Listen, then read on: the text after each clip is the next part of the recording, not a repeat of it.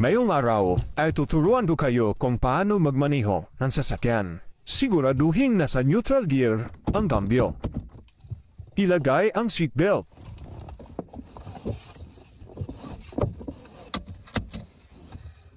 Kunin ang susi. Makikita ang susian sa bandang kanan sa likod ng manibela.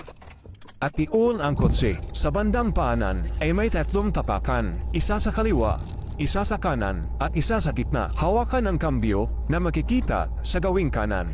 Hapakan ang nasa kaliwang tapakan, habang nakabang naman ang kanang paa sa kanang tapakan. Hilaing pakaliwa ang kambyo, at itulak pataas, at dang-dahang bitawan ang handbrake, at dang-dahang bitawan ang kaliwang tapakan sa kaliwang paa, habang diinan ang tapakan sa kanang paa.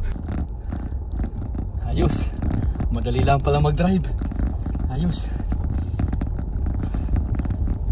Paano bumilis? Para bumilis, idiin mo pa ang tapakan sa kanan. Uy! Ayos ah!